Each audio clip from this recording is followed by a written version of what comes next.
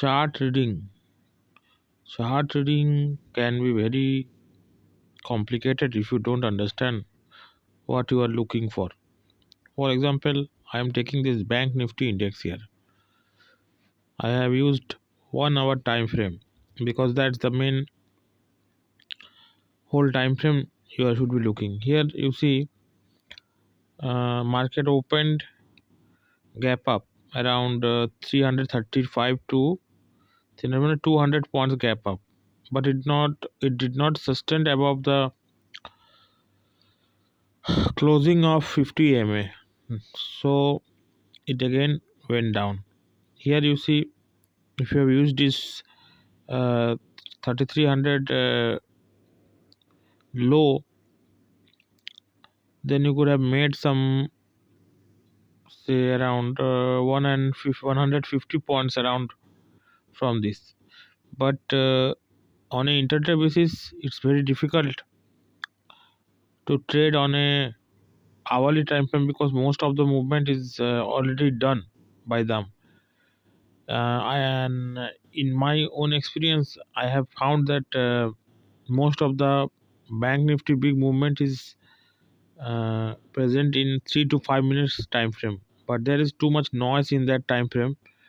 So if you use a 5 to 10 minutes time frame on an intraday basis, after looking at the hourly or half hourly chart, you are in a much better position to judge the market movement.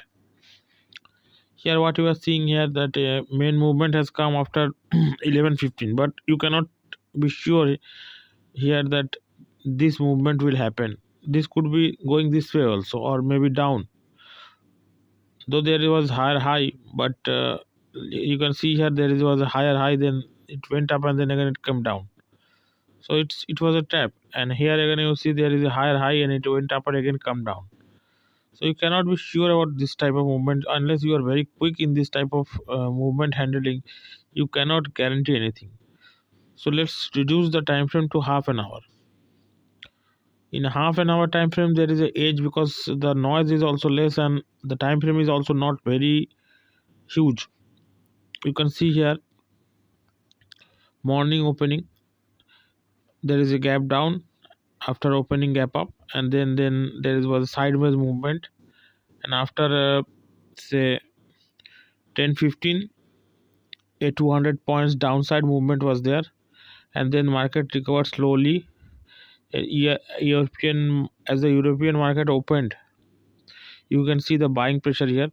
This big candle upside move, a buying pressure was seen, and then this big movement this big movement this big movement closed above the 20 EMA.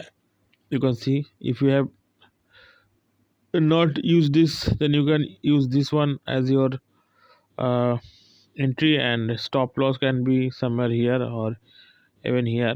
This could be a good entry here, and then there is a big move. Another thing I want to tell you, that as we have discussed, that when you enter in a downtrend or uptrend, you should always consider the last three candles high for buy entry and last three candles low as a sell entry. You can see here 1 2 3, these three candles high was this. The high broke here as 33,384, and you can see the move here. So our study was also good. Here you can see that last three candles low is this one, sorry, this one. This broke here last three candles. If you have taken a position here, last three low was here, and this candle didn't broke it, but this candle did. And if you have taken a position somewhere here, you got still made money. Anyway, last day low was not broken. You can see that I am just closing the candle. This was the last day low. So this last day low was not broken. However, last day's high was broken. Last day's high was broken, and the gap was also filled. Last day's gap was also filled. Now it's interesting to see that whether this move will sustain above or below. It is around 34,000 where there is a strong resistance. If it can hold above the 34,000 and then can move to 3400, 34,500, you can say that there is a up move. But in RSI you can see there is a 97% chance. 97 in the at RSI you can see that the momentum is already at the top, because RSI mostly move around 100. So at 97 you cannot guarantee that. Even on a daily chart you can see here, there is no guarantee that there will be up move, unless you see here this is a 2 days up move and then there is a down move. And this you can see this is nearing about 4 days low.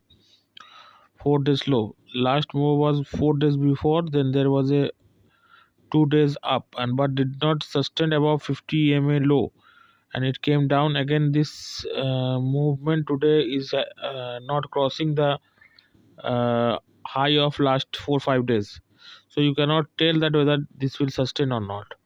And then you can see there is a resistance here, dynamic resistance at 3400 here, 965 where the market is currently. So unless the market closes above the 3400 506, you cannot be sure that market will either go up or down.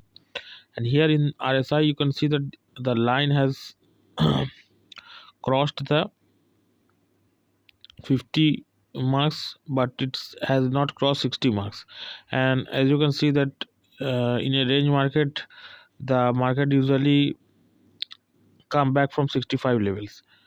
So it will be more sure when the market actually crosses 65 levels and go upward.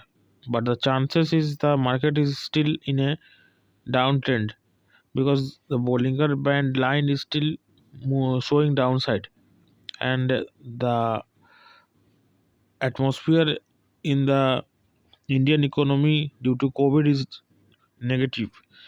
Unless there is a big news, we don't think there will be any improvement in the data.